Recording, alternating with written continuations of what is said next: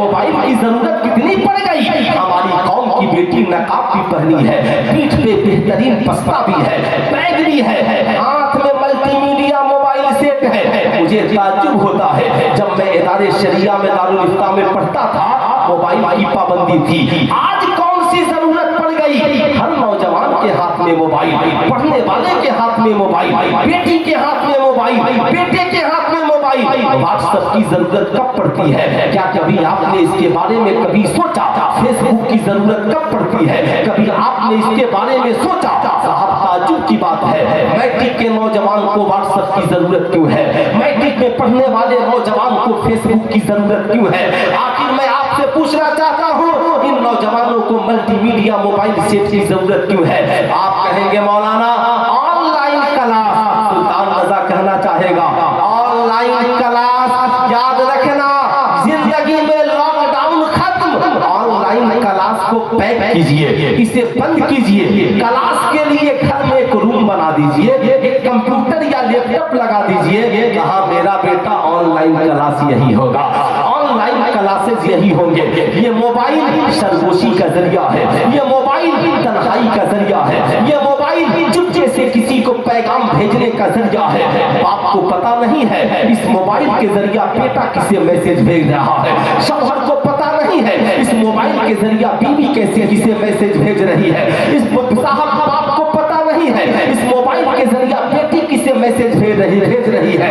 याद रखिएगा, मैं ये नहीं कहता हर इंसान गलत है, मगर कुरान है, मगर याद रखिएगा मैं जो बताने जा रहा हूँ, अल्लाह के नबी फरमाते हैं ज़न्नुल मोमिनीन खैरा, मोमिन के बारे में अच्छा गुमान करो। मेरा गुमान आपके बारे में बेहतर है, मगर झारखंड की उस लड़की के बारे में क्या कहेंगे। नमाज भी पढ़ती थी, कुरान भी पढ़ती थी, मोबाइल भी नहीं था, घर में एक ही मल्टीमीडिया सेट मोबाइल था, मगर उसके जरिया जिससे कनेक्शन हुआ धर्म बदल गया, साहब साथी बदल गई, साहब ईमान और अकीदा बेच दिया, साहब उसने अपनी जिंदगी को तबाह बर्बाद कर लिया। साहब ये एक मोबाइल ही तो है। मैं आपसे पूछना चाहता हूँ, ऐ मेरी कौम का नौजवान, जरा सीने पे हाथ रखकर सोच, जहाँ पे गैर खड़े हैं आज वहाँ आपकी तादाद कितनी है। आप सिर्फ आज जाइए और अपनी बस्ती में मुहासरा कीजिए कि आपकी बस्ती में कितने बच्चे IPS अफसर हैं, आपकी बस्ती में कितने बच्चे अच्छे डॉक्टर हैं, आपकी बस्ती में कितने बच्चे अच्छे आलिम और अच्छे हाफिज हैं।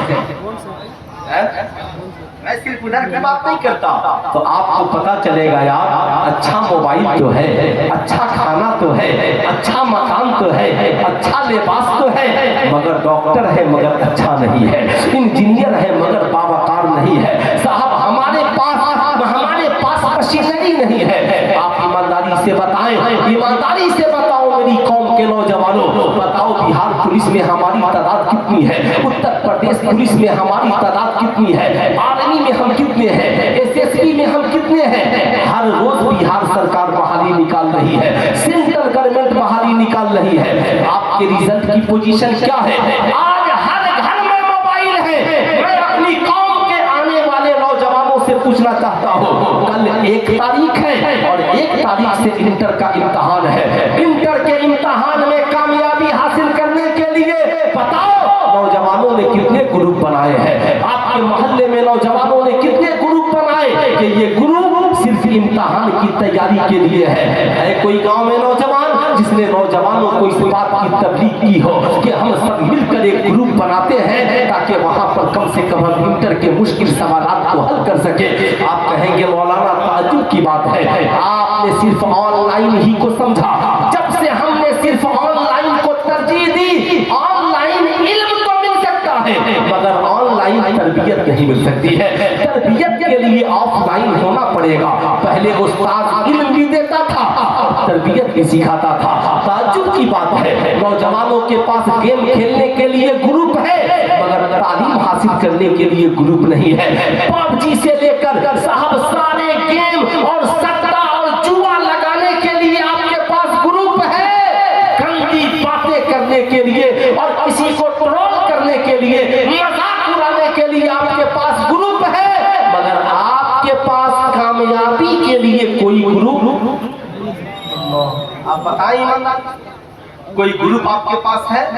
آپ کے پاس کوئی ایسی تہذیب ہے, آپ کے پاس کوئی ایسا معاملہ ہے, میری گزارش ہے اپنی قوم کے سرپرستوں سے, نوجوانوں سے, بچوں بوڑھوں سے, ہم سب کس کے غلام ہیں؟ نبی کے غلام ہیں. سرکار کا ساتھی آسمان سے زمین پر کون بن کر آیا؟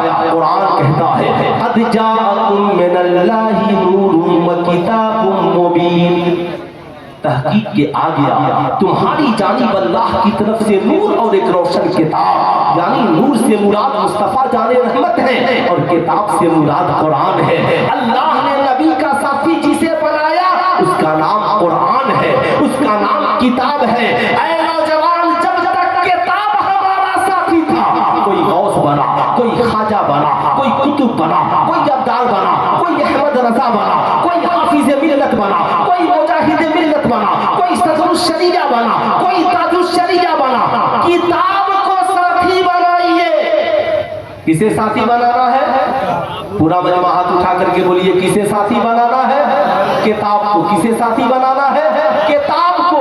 کتاب کو اپنی زندگی کا ساتھی بنائیے, ہر میدان میں کامیاب ہوں گے. لیکن آپ نے کتاب کو بغل میں دبا دیا, موبائل کو اپنا ساتھی بنا دیا. شیطان ہر حملہ, ہر وقت انسان کا کھلا ہوا دشمن ہے. ایک نوجوان میٹرک کی تیاری کے لیے کتاب لے کر بیٹھا اور ہاتھ میں ملٹی میڈیا سیٹ موبائل ہے. جو ہی ایک صفحہ پڑھا, شیطان نے کہا ذرا واٹس ایپ دیکھ لے دوست نے کیا کہا ہے. اب جو ہی کتاب کھولی جب تک کہ کسی دوسرے کا فون, جو ہی کتاب کھولی جب تک کہ تیسرے کا فون. اے میری قوم کا نوجوان, یاد رکھنا غلط روی سے منازل کا بودھ بڑھتا ہے. مسافروں روی سے کارواں بدل ڈالو.